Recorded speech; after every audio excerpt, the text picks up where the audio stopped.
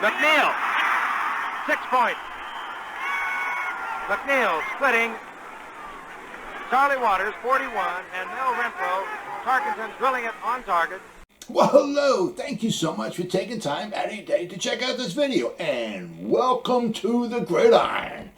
And in my continuing series of possible potential draft choices for the Giants at number 11, we get to Rashawn Slater. Now, this is where possibly the stars, planets, and all start aligning. Some of them that, I've been going over, like, Jamar Chase, Kyle Pitts, Penei Sewell.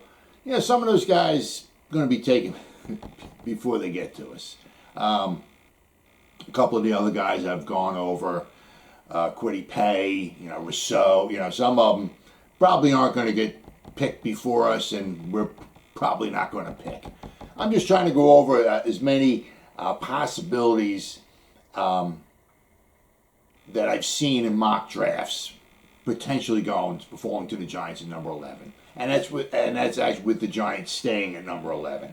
And I've seen Rashawn Slater's name quite a bit. A lot of good, not so much bad, but it's a lot of good. He's 6'4", 304. In his pro day, he ran a 4.88 40. Not earth-shattering, but not horrible. He did 33 reps, so he's got the strength there. He's got 10.5-inch hands. That's good. He's got 33-inch arms. Not so good. He opted out of the 2020 season. It's a shame. We lost a lot of good. It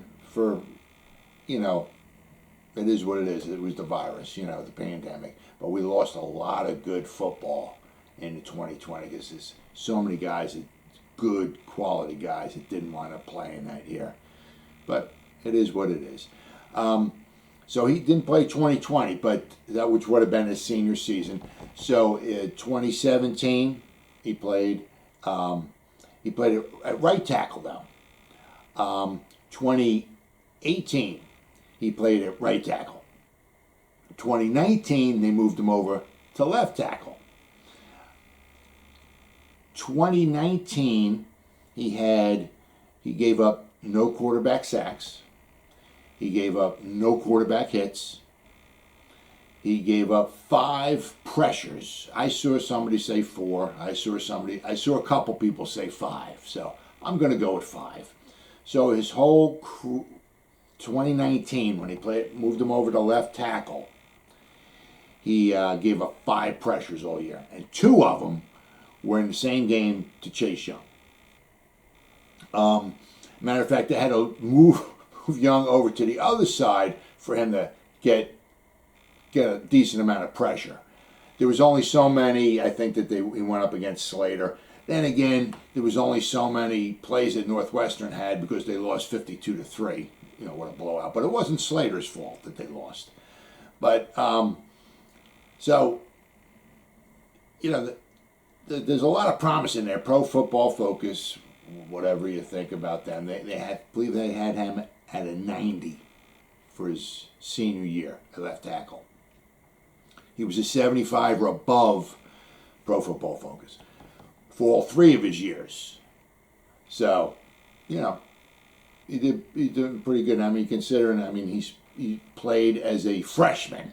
He played as a sophomore. He started as a freshman. He started as a sophomore.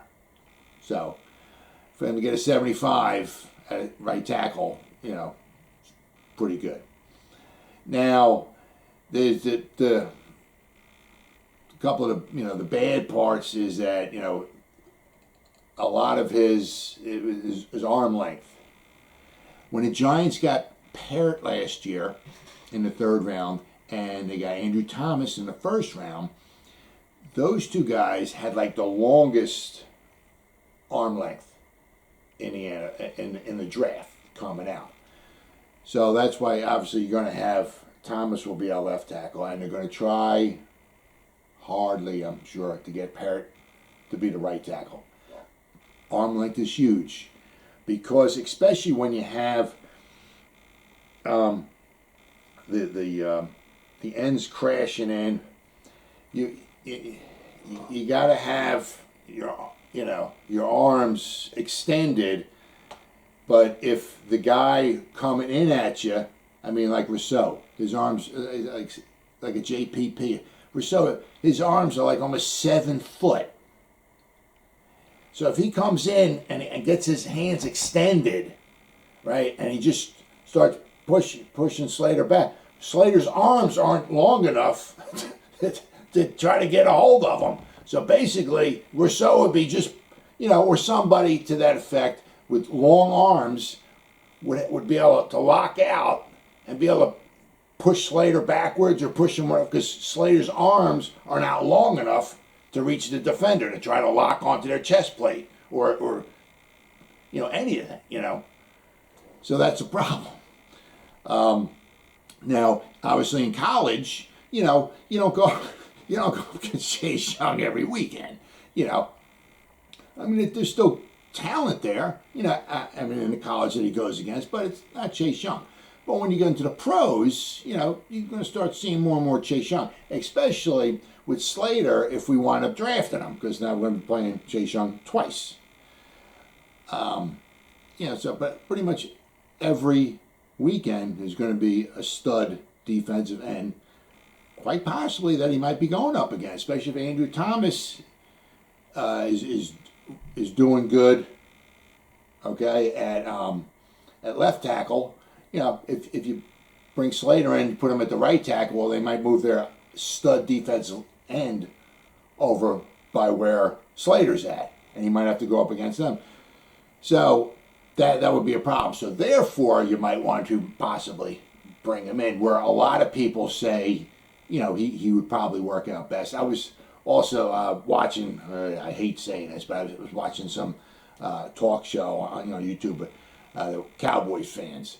There were some people were talking about possibly maybe drafting Slater maybe at number 10, because you're thinking that, well, the Cowboys might want a cornerback because their defense stinks, but they were also mentioning that the Cowboys play a lot of zone, and to get like a Patrick Surtain or somebody who can go face to face, with a wide receiver might be, a wasted pick if they're playing zone. Now, they might be playing zone because they don't have any good cornerbacks either. But they were talking about also comparing Slater to maybe possibly Zach Martin. Now, Zach Martin, when he was at Notre Dame, played tackle. He was a maybe above average tackle. But when they moved him into guard, that's where he really shined. Same thing here. You put Rashawn Slater, at tackle, he was very good, but they were also comparing him to Zach Martin. They move him inside the guard, now you really might have something. You might have a possible all-pro for years to come if you move him in. Now, he's strong, he's powerful, and especially with the Giants, right, you just got rid of your best guard, Kevin Zeitler, and basically you got Zach Fulton, who I believe this year is going to be 30 this year, 30 or 31. His birthday's in September, so he'll either be 30 or 31. Okay. Then you got Will Hernandez, and you got I love Shane Lemieux, but Pro Football Focus, whatever you feel, whatever you think of him. I think his grade was like a 28. Now, if you disagree with Pro Football Focus and this, that, and the other thing, they gave him a 28. You can't say, no, he's a 99. He's a 95. No. If he's a 28, there's not much wiggle room there. He might be a little better than that, but not too much. Good run blocker, but it's a passing league. So do you want to rest your laurel, with Shane Lemieux? Will Hernandez, I think they had him in like about a 55, Pro Football Focus. He's a second-round pick, almost a first-round pick, and he's a 55. Well, let's see what Sale, the new offensive line coach, can do with him. If we can get him a little bit better, Hernandez, then we might have our guard there. But Do you think Lemieux's going to get that much better? Lemieux might be some decent, backup. Now, with Zach Fulton, okay, over his career, he has played all three interior. He's played right guard, he's played the center, and he's played left guard. So he's good quality backup where you can put him in anywhere. He's not that expensive. He's not going to be a long-term solution for us because I think he's going to be either 30 or 31 this year, So he's not going to be around forever. But I mean, for at least, serviceable backup, and he can play in the interior, all three positions. That's very, very important. So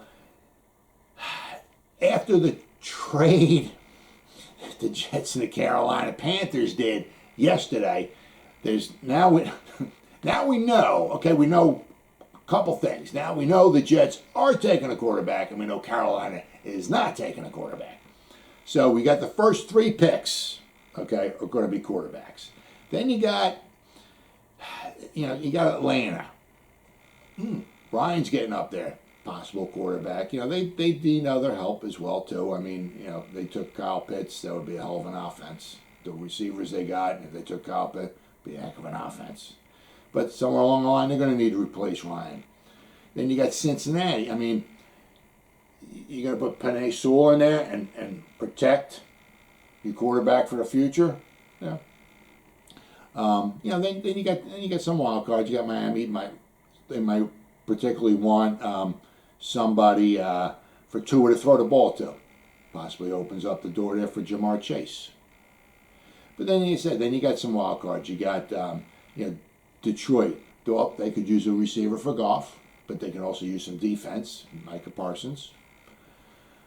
Carolina, they don't need a quarterback no more. They might want a wide receiver to throw, for Sam Darnold to throw the ball to, or maybe beef up the offensive line a little bit. They might take Slater. Who knows? The Cowboys, as I said, I was just watching on YouTube. Them talking about possibly getting. So you got maybe Zach Martin, you get Biotish, the center, and you get Rashawn Slater in there. You get nice interior, nice front 3. You keep the pressure off of Dak Prescott when he goes back to pass. But possibly, if things align, Rashawn Slater might be there at number 11 for the Giants. And if you could get him, now you're really starting to build a nice offensive line. You got Andrew Thomas. Let's see what Sale. I'm so excited to see what Sale can do with this offensive line. Can we, just get him a little bit. Parrott is young. He's big. I think he probably could use a few pounds, possibly a little more strength on him. But he's tall. He's long. He's got the tools there to be a very good tackle for it, and it's a left tackle. Right tackle. We already have the left tackle.